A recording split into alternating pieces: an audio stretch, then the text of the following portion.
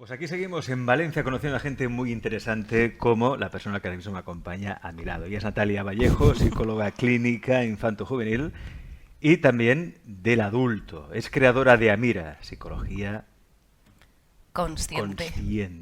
consciente. Natalia, bienvenida. Encantada. ¿Cómo estás? Muy bien. ¿Y tú cómo estás? Pues muy bien, yo encantado. A ver, me hace falta relajarme un poquito. Sí, yo también, ¿Qué ¿eh? me recomiendas? No te creas.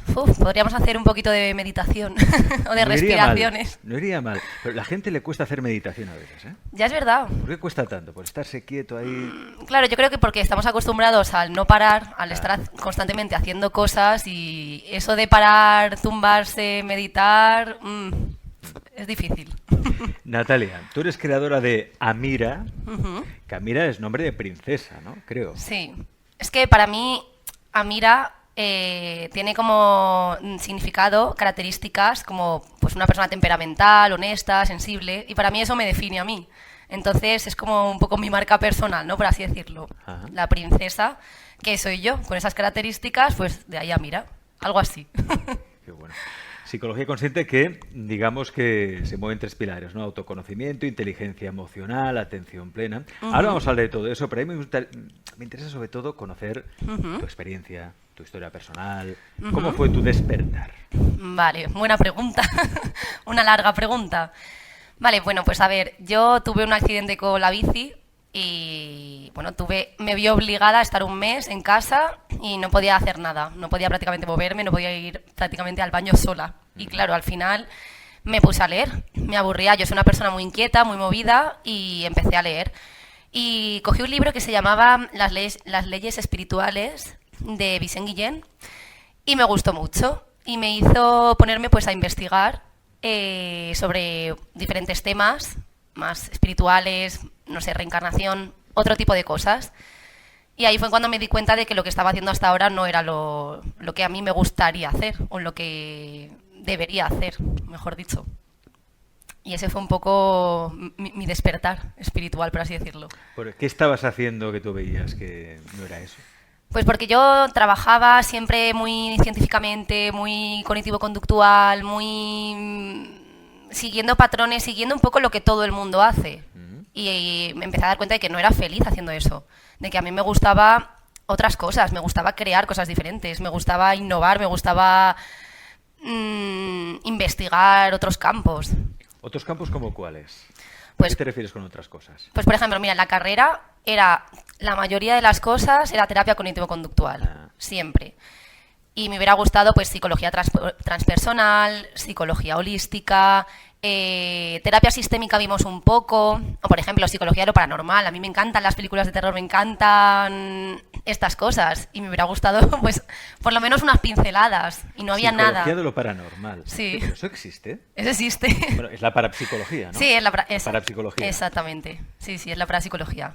Pero hay universidades, por ejemplo, en Estados Unidos, que sí que se enseñan la parapsicología. Sí. Aquí en España cuestan estas cosas. Aquí en España es más difícil. Somos muy antiguos. Somos muy antiguos. Muy antiguos. O sea, ¿tú crees que todo lo que aprendiste en la carrera te sirvió de algo? A ver, hay cosas que sí y hay cosas que no. Para mí se queda un poco corto en algunos temas, ¿sabes? Pero en otros sí que aprendí cosas. Luego tuve que hacer el máster general sanitario, que es como el que te habilita, ¿no? El que es obligado para que puedas trabajar. Y me pareció un poco repetir lo mismo, no me enseñó como nada nuevo. Y me faltaba un poco eso, cursos o másters de otro tipo de cosas. Y bueno, después empecé a hacer el de infanto-juvenil y de atención temprana en el Instituto Superior de Estudios Psicológicos. Y ahí conocí a Borja Vilaseca y empecé un poco a... Borja. Sí, a Borja, un grande. El enneagrama. ¿Tú trabajas con el enneagrama? No trabajo con eso. Yo me centro en esas tres cosas que hemos dicho: autoconocimiento, inteligencia emocional y atención plena. ¿A qué llamas autoconocimiento? Vale, esa es una buena pregunta. Pues a ver, el autoconocimiento para mí es algo que yo creo que las personas no hacen, no tienen.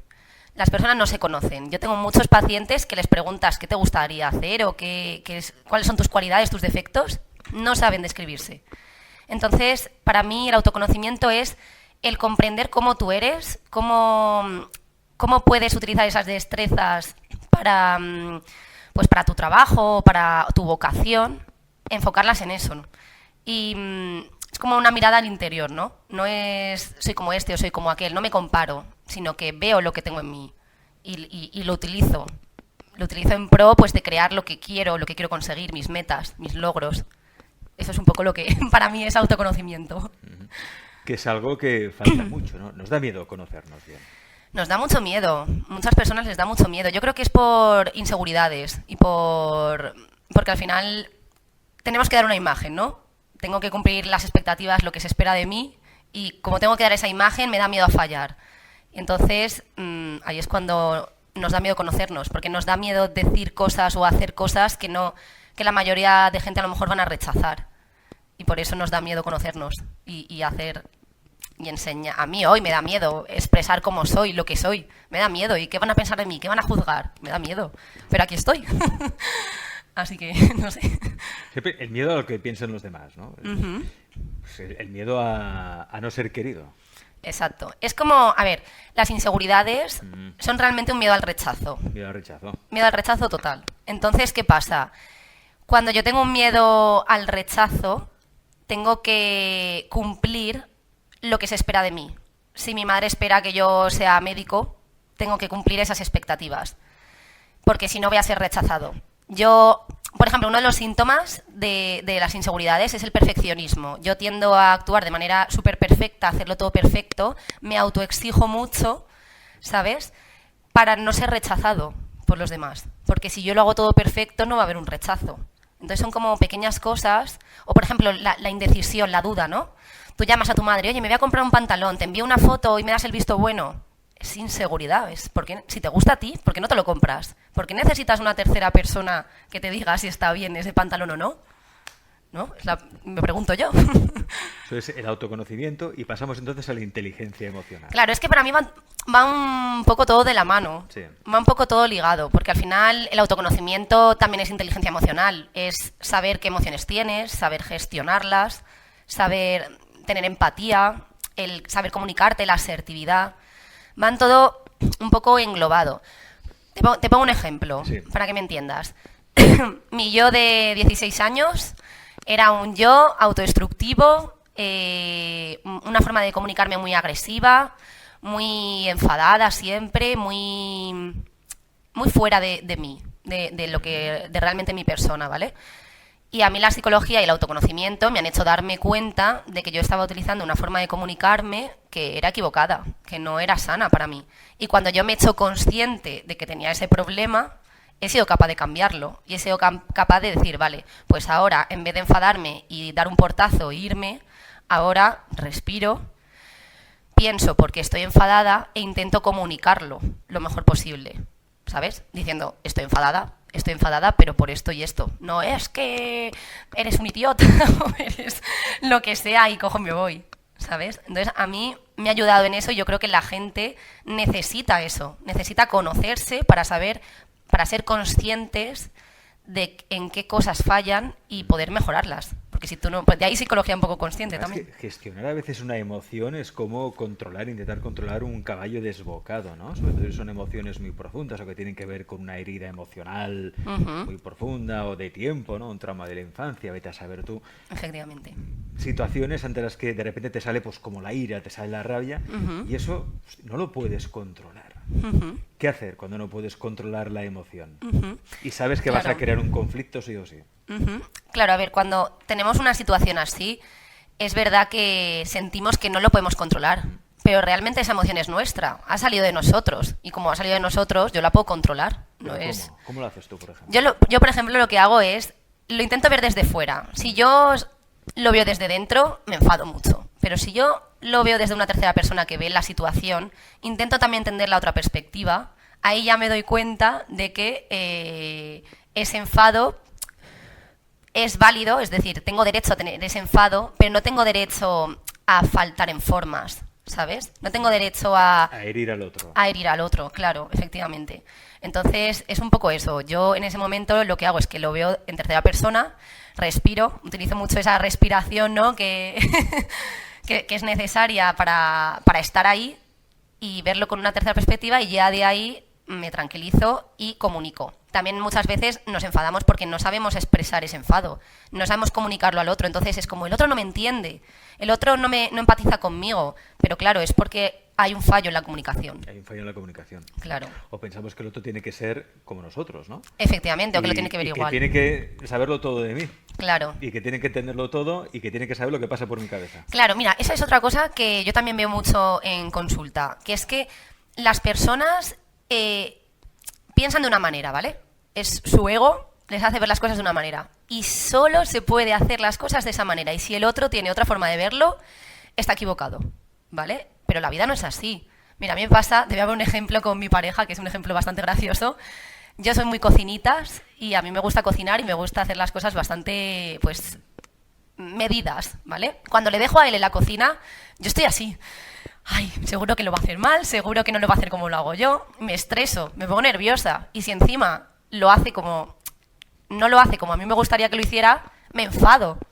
Entonces yo he aprendido a que él tiene que hacerlo por sí mismo y que él lo tiene que hacer a su manera y que está bien y es igual de buena y válida que la mía. Y que no me tengo por qué poner así porque él lo vaya a hacer a su manera. Es más, gracias a eso me he comido unas recetas súper ricas que yo nunca hubiera hecho porque las ha hecho a él a su manera, ¿sabes? O sea, dejar que el otro nos sorprenda. Claro, dejar que el otro lo haga... Tiene que aprender a su manera. Tú no tienes la verdad absoluta. Efectivamente. No tenemos la verdad absoluta de nada. Hay que, de hecho, si tenemos ese pensamiento, nunca aprendemos del otro. Nunca podemos aprender del otro si no dejamos que nos enseñe, ¿no? Si queremos que todo el mundo lo haga a nuestra manera, ¿qué gracia tendría este mundo? Nunca aprenderíamos nada, ¿no? Entonces, respiración Ujú. para conectar con el presente, bajar un poquito las revoluciones. Y luego observarte desde fuera, el testigo, ¿no? Exacto. Me observo desde fuera. Incluso a veces, si te enfadas mucho tal, te observas desde fuera, hasta te puedes un poco de reír de ti mismo. Claro. Joder, macho. De Estás joder, ahí con la cara de bulldog. Sí, ¿cómo te has puesto por esta chorrada?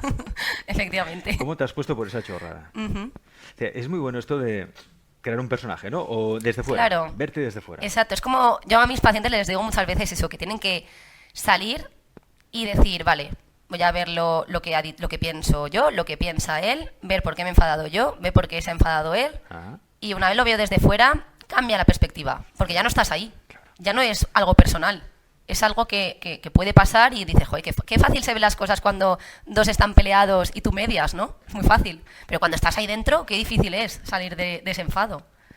o sea, es convertirte en el mediador dentro de tu propio conflicto. Sí, algo así. Algo así. Es un poco complicado de... Atención plena. Ujú. Esto cuesta mucho. La atención Uy, esto- plena cuesta muchísimo en la era de las pantallitas, notificaciones y Esto es muy no difícil. estamos entrenados para eso. No. Además, mira, yo siempre digo que yo nunca mando ninguna tarea a mis pacientes que no haya probado primero conmigo misma. Ah. Y yo muchas veces recomiendo la meditación guiada, porque la meditación guiada sirve para... O sea, a ver, el problema de las personas yo creo que también es a nivel de pensamiento, ¿vale? Nosotros tenemos una cabecita que genera un montón de pensamientos y esos pensamientos son muchas veces automáticos, anticipados, intrusivos. No queremos pensar esas cosas, ¿vale? Nadie nos ha enseñado a tener el control de nuestros pensamientos. Nadie nos ha enseñado a tener el control de nuestra cabeza. Entonces, cuando tú empiezas a meditar, te das cuenta de que puedes tener el control de tu cabeza. Y hay muchas personas que me dicen, es que no sé si lo he hecho bien, no sé si lo he hecho mal. No hay un meditar bien o meditar mal. Hay una práctica. Hay un yo medito, mi atención se va, pero en el momento en el que yo la vuelvo a traer a lo que estoy escuchando, ese es el ejercicio que yo quiero que tú hagas. Porque ese es el ejercicio que te enseña a que tú puedes controlar tu atención y con ello tus pensamientos. ¿Sabes por dónde voy? Sí. Vale. Entonces, yo, en mi experiencia personal, yo cuando empecé a meditar, al principio pues duraba 10-15 minutos y enseguida me iba y me despistaba. Pero ahora soy capaz de estar una hora súper concentrada y mis pensamientos no se van, porque he aprendido a manejar mi atención y que esté donde yo quiero. Y no que esté pensando en un montón de futuros alternativos y un montón de preocupaciones que el 90% de ellas nunca se van a cumplir y que es sufrir por gusto. O sea, yo antes de venir aquí he pensado sin querer, ¿y qué me va a preguntar? ¿Y cómo voy a responder? ¿Y si respondo mal? ¿Y si respondo bien? ¿Sabes? Y luego digo, ¿para qué? A ver, Natalia, piensa, dialoga internamente contigo misma. No prepares nada, Cuando estés ahí, te saldrá como te tenga que salir y ya está. Y aquí estoy nerviosa, pero bueno. Siempre lo hacemos todo de la mejor manera posible, que no quiere decir que tenga que ser perfecta. Pero lo hacemos todo siempre de la mejor manera posible, con los recursos que tenemos, con el tiempo que tenemos, Claro. y ya está bien así. Pero somos muy perfeccionistas. Sí. O quizá venimos de un sistema educativo, ¿no?, que es muy Bueno, exigente, o nos ha metido mucha autoexigencia además. Mira, yo ahí tengo mucho, tengo mucho que sacar, porque yo el sistema educativo, la verdad que haría una crítica bastante grande. Dispara. Empezando por mira, desde pequeñitos, Sí. ¿vale? Un niño, imagínate, un niño de 5 años, hace un dibujo con toda su ilusión. Y va un profesor y le dice, oye, ¿cómo está mi dibujo? Tú ya, en ese momento, le estás dando ¿cómo decirlo? Tu forma, tu valía, ¿no? O la capacidad de juzgar lo que tú haces, lo que uno mismo hace, se la das a otro, a un tercero, a una tercera persona. Entonces, desde ese momento, siempre tu trabajo va a haber una tercera persona que lo va a juzgar, una autoridad. No es un guía, no es un acompañante, es una autoridad que te va a decir, ese dibujo está bien o ese dibujo está mal, repítelo. ¿Vale? Pero si ese profesor en ese momento le hubiera dicho al niño, oye, ¿a ti qué te parece tu dibujo? ¿Tú crees que lo podrías mejorar? ¿Tú crees que ese dibujo se puede mejorar o te gusta así, está bien así? El niño por sí mismo hubiera evaluado su trabajo. No necesita una tercera persona que evalúe. No necesita una autoridad. No tiene que cumplir expectativas de nadie. Solo las suyas. ¿Sabes? Entonces, en el sistema educativo esto no se da. En el sistema educativo lo que se da es yo te voy a corregir, yo te voy a decir si está bien o mal, puedes tener creatividad y te puedo decir que tu creatividad no me gusta, te doy un montón de libros para que memorices y luego repitas, pero no hay pensamiento crítico, no hay creación, no hay capacidad de reflexión, ¿sabes? Es por eso que yo estoy muy disgustada con el sistema educativo. ¿Qué cambiarías? Yo, muchas cosas. Cambiaría, o sea, el labor de los profesores es muy bueno. Lo que pasa que, bueno, pues a veces estamos mal enfocados, ¿no? Y haría, pues eso, poner más guías, más acompañantes, enseñaría mucha inteligencia emocional desde pequeños, de hecho, por ejemplo, ahora estoy haciendo un trabajo de fin de máster que trata sobre eso. Es un programa de intervención en inteligencia emocional en niños de entre 5 y 8 años. ¿Por qué? Porque en esas edades tempranas ellos aprenden esa empatía, esa asertividad, ese comunicarse adecuadamente, ese gestionar sus emociones, gestionar la ansiedad. Y ya no, si lo hiciéramos eso desde un primer momento y enseñas a las personas esa atención plena y esa inteligencia emocional y ese autoconocimiento, se nos quitarían un montón de problemas de ahora. No habría ansiedad, no habría depresión, no habría, ¿sabes? La gente estaría enfocada en su vocación, sabría relacionarse, sabría gestionar sus relaciones y no sufrirían de ansiedad. Entonces, para mí, la psicología consciente es tan importante por eso, porque esos 3 pilares básicos son los que desde pequeñitos, si los educamos desde pequeñitos, quitarían muchos problemas de la hora. Los pacientes que van a tu consulta, ¿qué notas tú qué problema es ahora mismo más mayoritario? ¿Con qué ansiedad, problemas con respecto al futuro, expectativas, no sé? ¿Qué problema ves tú más habitualmente en consulta? Vale, a ver, yo los problemas que más veo es problemas relacionados con la ansiedad y problemas relacionados con la autoestima, con las inseguridades. Y también veo un problema, últimamente lo estoy viendo más, que tiene que ver con las heridas de la infancia, con las relaciones con los padres, sobre todo con una figura materna, una figura paterna. Porque me he dado cuenta que las generaciones un poquito de antaño, digamos, un poquito más antiguas, han sido criadas mucho en la autoridad, en el reproche, ¿no? De yo te machaco mucho lo negativo que haces o lo mal que lo haces como para sacar lo mejor de ti. Hoy en día se ha visto que eso no es adecuado, que la psicología positiva y la crianza positiva es mucho más efectiva. Pero antiguamente no era así. También, obviamente, no hay que culparles, hay que aceptar que vienen de otra generación, que es de otra manera y que han educado en su mejor manera para ellos, ¿vale? Que no quiere decir que haya sido la mejor manera para los hijos. Y me encuentro muchos niños, muchos adolescentes y muchos niños que echan en cara mucho a sus padres ese tipo de cosas. Esa falta de empatía, esa falta de inteligencia emocional, ese rencor que les va... Me decía el otro día una paciente, yo es que a mi madre ya no le cuento nada, porque cada vez que le cuento algo siempre es un reproche, siempre es tendrías que haber hecho esto, tendrías que haber hecho lo otro. No es un... ¿A ti para qué te ha servido este aprendizaje? ¿Tú eres feliz haciendo esto? ¿No lo eres? ¿Sabes? Es como muy centrado en, no en la inteligencia emocional, o en las emociones, o en el sentimiento, sino en lo puro, ¿te ha salido bien? ¿No te ha salido bien? ¿Lo has hecho bien? ¿Lo has hecho mal? Ya está. Y todo se queda ahí. Tan simple como eso. Entonces yo creo que, respondiendo a tu pregunta, serían esas 3 cosas. Ansiedad, baja autoestima y heridas de infancia. Problemas con los padres. Heridas de infancia, ¿eh? De ahí viene todo, ¿eh? Muchas de las cosas que nos pasan, que nos preocupan, comportamientos de autosabotaje, pensamientos de autosabotaje, todo viene de ahí, heridas de la infancia. Sí. Cosas que nos marcan desde pequeños, interpretamos que ha pasado eso y... Claro, o sea, tú piensas que cuando nacemos, Sí. el primer referente que tenemos son nuestros padres. Yo siempre digo que la forma en la que nos hablamos es como si nos hablara mi madre, como si te hablara tu madre o como si te hablara tu padre en la cabeza, porque al final es la primera voz que tú escuchas cuando eres pequeño. Entonces es como la primera voz, cómo tú te hablas. Entonces, cómo te hablan ellos es luego cómo tú te vas a hablar a ti mismo.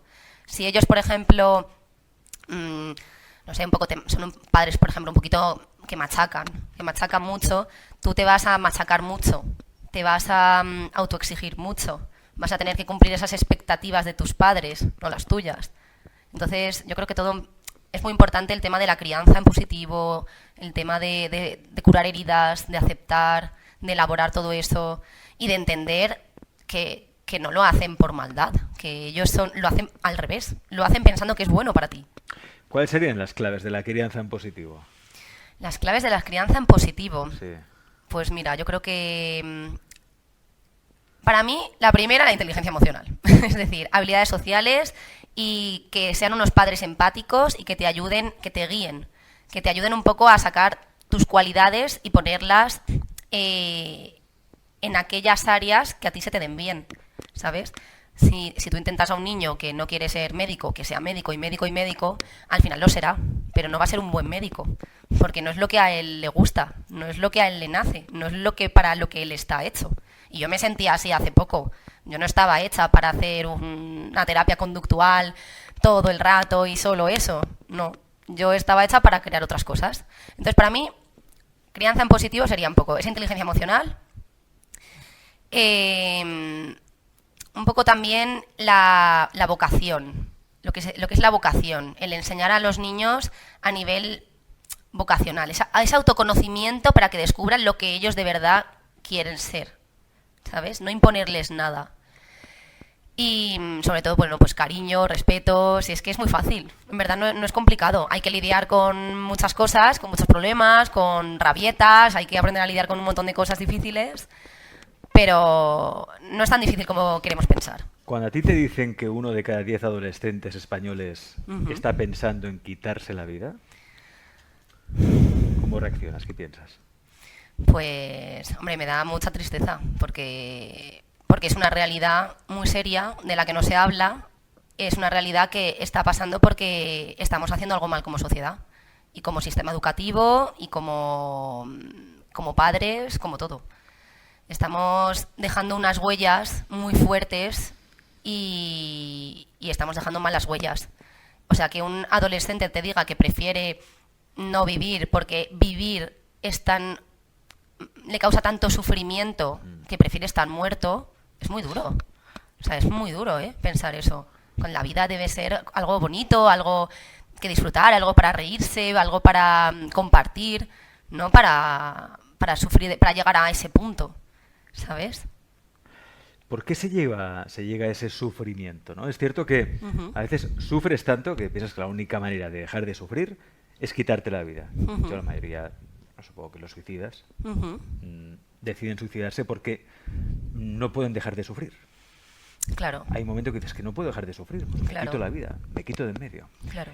¿Cómo se llega a ese sufrimiento? ¿Cómo se llega? Sí. ¿Tú has tratado en consulta algún adolescente o alguien con este problema? Yo he tenido un par de personas que tenían ideación suicida y ¿Sí? que sí, es un poco porque A ver, tú piensas que la interpretación que hacemos de la realidad es subjetiva totalmente. Siempre. Entonces, si una persona interpreta la realidad muy negativamente y tiene una actitud muy negativa y tiene una actitud muy pesimista, siempre es un pensamiento negativo, tú piensas que al final lo piensas, lo crees y lo creas. Si tú piensas en negativo, te lo vas a creer y te van a pasar cosas malas.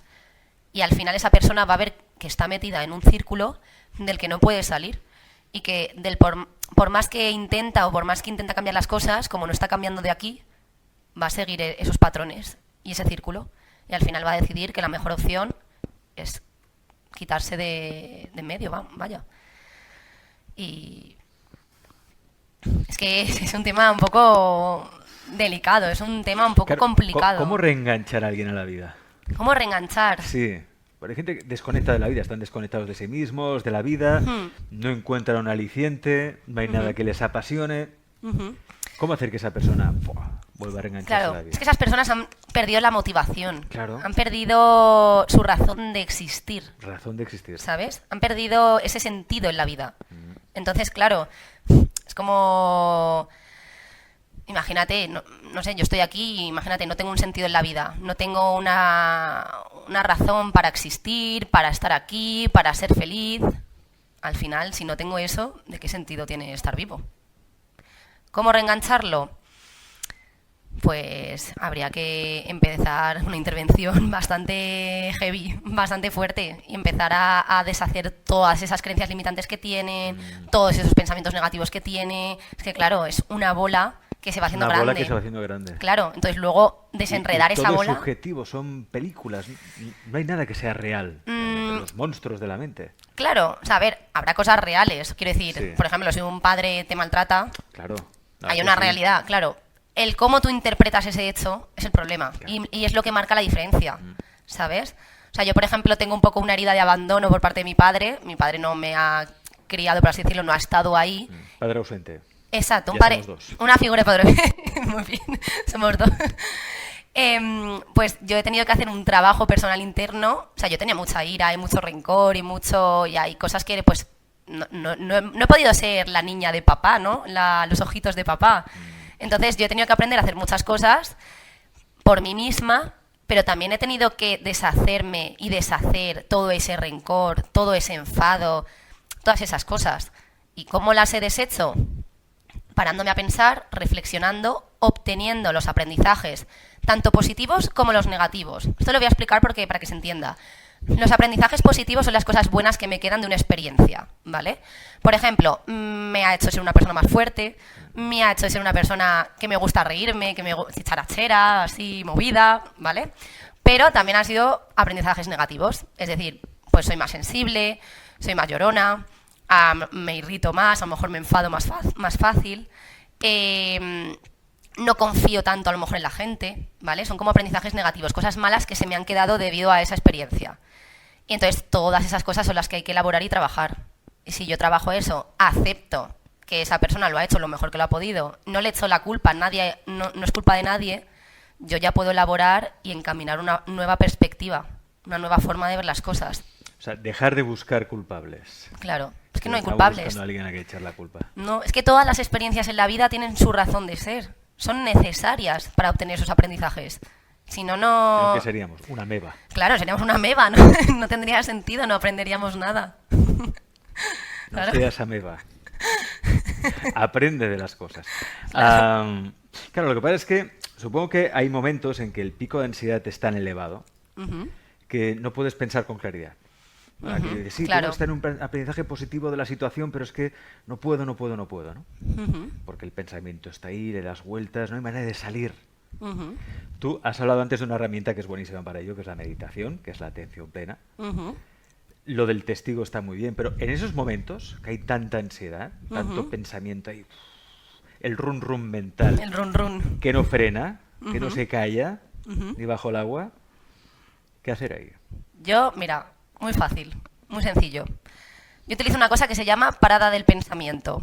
Yo cuando me voy a dormir y a lo mejor estoy rumiando en algo que me preocupa, que puede ser una tontería, pero me preocupa y rumio, pues hago lo que es la parada de pensamiento. Es decir, me imagino algo que vaya a parar y bloquear ese pensamiento. Yo, por ejemplo, me imagino un baúl un baúl de estos antiguos, de casa antigua, y imagino como todos esos pensamientos se meten dentro del baúl. Y cuando ya se han metido todos, cierro y cierro con llave. Y me guardo la llave. Y ya no puedo pensar más en eso.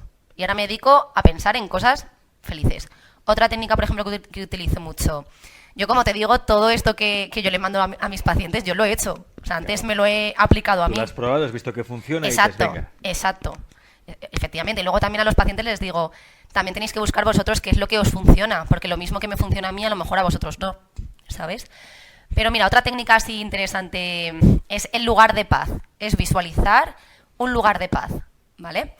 Por ejemplo, tengo una amiga que visualiza una habitación con 4 paredes blancas. A mí eso, por ejemplo, me genera un poco de nervio, de estrés, ¿vale? Pero a ella, por ejemplo, le relaja porque no tiene estímulos, le permite pensar de una manera pausada y tranquila. Yo, por ejemplo, necesito mi lugar de paz, es una isla con un montón de bichos, de animales, de plantas, de ruidos, de cosas. Y yo soy feliz ahí. Y ahí no pienso, o pienso, pero de una manera pausada y sin dejarme llevar por juicios, ¿sabes? Es como lo que hablábamos de la tercera persona. Estoy ahí, pero veo las cosas desde una tercera persona. Desde alguien que contempla la situación, no que la juzga, no que está dentro, ¿sabes? O sea, no le pones una etiqueta a la Claro, situación. solo la observo. La observas. Es como la atención plena, yo solo la observo. Entonces, si tengo una preocupación, me voy a mi isla, a mi lugar ideal, a mi lugar de paz, y ahí lo valoro con tranquilidad. Y no lo hago desde dentro, ¿sabes? A mí me funciona. ¿Por qué tengo que llamar yo a Natalia Vallejo? ¿Por qué? Porque soy muy simpática. No, hombre, no, porque, a ver, yo considero que se me da bien lo que hago, pero porque es lo que me hace feliz. Si no, o sea, igual que antes te diría cuando estaba trabajando a lo mejor en otras clínicas, que no hacía a lo mejor tanto esto, que es lo que realmente me gusta, sí que te diría a lo mejor no vengas, porque no voy a dar lo mejor de mí, porque no te voy a ayudar realmente, porque estoy desconectada. Pero ahora sí te puedo decir, ven, porque yo te voy a ayudar y te voy a enseñar y vas a cambiar. Y tengo muchos pacientes que me dicen, en un mes y medio, he visto muchos cambios, he aprendido mucho, están muy contentos y yo, a mí, hombre, eso me hace ilusión, pero porque veo que ayudo, que sirvo para algo, que tengo un sentido en la vida, ¿sabes? Entonces yo creo que por eso, porque soy muy simpática y tengo mucho sentido del humor. Eso se ve. Natalia, supongo que hace sesiones online también, ¿no? Si la gente quiere hacer consulta online, claro. Tipo de problema. Sí, yo hago consultas a nivel online y también presencial en la Comunidad Valenciana. Y en Avenida Prima dos Reis, que está ahí, está cerquita. Y luego pues estoy intentando trabajar ahora también, a ver cuando saco un poco de tiempo, para hacer un par de cursos centrado un poco en lo que hemos hablado, ¿no? En las dos cosas por las que la gente acude más a terapia, que es un poquito el tema de la ansiedad y las inseguridades. Entonces estoy haciendo como un curso breve que se puede hacer online, entonces que tú puedas obtener todas esas herramientas, cosas de las que hemos hablado, para que no tengas que ir a terapia, sino que en ese curso puedes obtener cosas que te ayuden ya a empezar a cambiar. Y estoy intentando trabajar también un poquito en eso, que estoy ahí en muchas cosas y cuesta dividirse en todas. Pues ahí tenéis el contacto de Natalia Vallejo, que necesitéis podéis hablar con ella, dirigiros a ella. Natalia, gracias por estar hoy en Alex Comunica, gracias por a habernos ti. transmitido, la verdad, muy buena energía, muy buen rollo, muy buena vibración, que yo creo que es importante. Sí, yo también. El otro día un amigo me dijo, mira, fui al psicólogo y lo animé. Y lo animé. Es decir, que los psicólogos, claro, son los primeros que se tienen que trabajar, los primeros que tienen que transmitir una paz. Efectivamente. Y transmitir también una alegría, una vitalidad, ¿no? Claro. Porque si no, yo no voy al Efectivamente. psicólogo a amargarme, ¿no? Efectivamente. Voy al psicólogo para que me reenganche a la vida. Claro, mira, me pasó una cosa muy graciosa, que es que una vez estuve haciendo terapia online en casa y mi madre estaba en la habitación de al lado. No escuchaba lo que yo decía, pero escuchaba que me reía mucho. Y me sale y me dice, oye Natalia, ¿no crees que te ríes demasiado en las sesiones? No. Y yo, hombre, mamá, es que no vienen aquí a salir más amargados. En plan, si el sentido del humor es una de las mejores curas mentales que hay. Hay que reírse, y hay que reírse de todo. Entonces yo le decía, no voy a dejar de reírme en sesión, porque a ellos les ayuda, y a ellos les viene bien.